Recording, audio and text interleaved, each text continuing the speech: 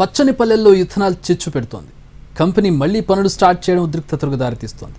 ఉద్యమిస్తున్న రైతులకు మేమున్నామంటూ అభయం ఇచ్చిన రాజకీయ నేతలు ఇప్పుడు ప్లేట్ ఫిరాయించారు. ఇందుకే ఇథనాల్ కంపెనీ రగడ వెనుక ఎవరున్నారు? గద్వాల జిల్లాలో ఇథనాల్ కంపెనీ ఏర్పాటు వివాదం చెలరేగుతుంది. రాజౌలి మండలం పెద్దదన్వాడ శివార్లోని 29 ఎకరాల్లో 189 కోట్ల రూపాయలతో గాయత్రి రెన్యూవబుల్ ఫ్యూయల్స్ ఇథనాల్ పేరుతో కంపెనీ ఏర్పాటు చేసేందుకు సిద్ధమైంది. గత ప్రభుత్వంలో 2023 నవంబర్లో ఏపీకి చెందిన వారు అనుమతులు పొందారు. ప్రతిరోజు సుమారు 1,20,000 లీటర్ల ఇంధనం ఉత్పత్తి చేసేలా కంపెనీ నిర్మాణానికి ప్లాన్ చేశారు. జీపీ తీర్మానం, ప్రజా అభిప్రాయ సేకరణ లేకుండానే ఓ మధ్యవర్తి ద్వారా సేద్యం కోసం భూములు కొనుగోలు చేసి కంపెనీ ఏర్పాటుకు సన్నాహాలు చేస్తున్నారు. దీంతో పెద్దదన్వాడ, చిన్నదన్వాడ గ్రామాలతో పాటు మరో 10 గ్రామాల రైతులు, ప్రజలు ఇథనాల్ కంపెనీ ఏర్పాటును వ్యతిరేకిస్తూ వస్తున్నారు. భూగర్భ జలాలతో పాటు ఈ ప్రాంత పరిసరాలను కాలుష్యం చేసే ఇథనాల్ కంపెనీ మాకొద్దంటూ రైతులు, గ్రామాల ప్రజలు తెగేసి చెప్పారు. ఈ క్రమంలో ఈ ఏడాది జనవరిలో పెద్దదన్వాడ పరిసర గ్రామాల ప్రజలు గ్రామ సభలు నిర్వహించుకున్నారు. జేఏసీగా ఏర్పడి ధర్నాలు, కలెక్టరేట్ ముట్టడి, రిలే నిరాహార దీక్షలు వంటి ఆందోళన కార్యక్రమాలు చేపట్టారు. వీరి ఆందోళనలకు కాంగ్రెస్, బీఆర్ఎస్, బీజేపీ మద్దతు పలికాయి. ఆందోళన కార్యక్రమాలకు సంఘీభావం తెలిపిన స్థానిక బీఆర్ఎస్ ఎమ్మెల్యే విజయుడు, ఎమ్మెల్సీ చల్లా వెంకట్రామిరెడ్డి ఇథనాల్ కంపెనీని వ్యతిరేకిస్తున్న అంశాన్ని ప్రభుత్వ దృష్టికి తీసుకెళ్లారు. కంపెనీని అడ్డుకుంటామని హామీ ఇచ్చి శాసనమండలి సమావేశాల్లోనూ ఈ అంశాన్ని లేవనెత్తారు.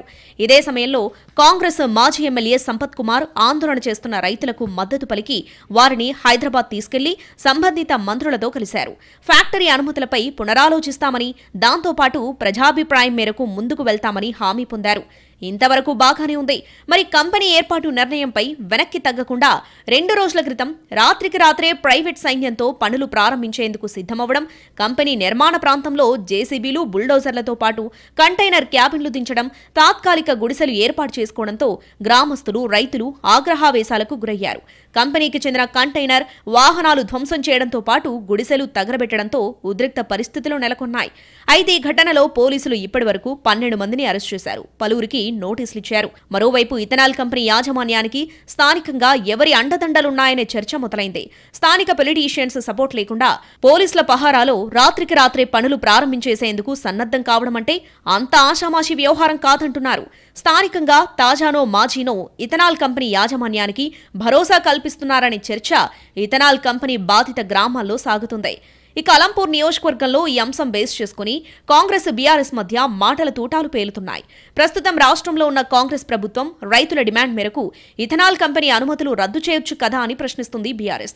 స్థానిక గ్రామాల ప్రజలకు ఇథనాల్ కంపెనీ రద్దు చేయిస్తా అంటూ మోసం చేసి యాజమాన్యానికి బాసిటగా నిలిచింది కాంగ్రెస్ నేత, మాజీ ఎమ్మెల్యే సంపత్ కుమారే అంటూ బీఆర్ఎస్ కౌంటర్ ఇస్తుంది.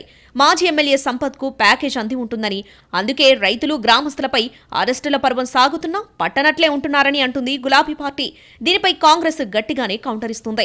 పెద్దదన్వాడ ప్రాంతంలో ఇథనాల్ కంపెనీ ఏర్పాటుకు అనుమతులు గత బీఆర్ఎస్ ప్రభుత్వంలోనే వచ్చాయంటుంది.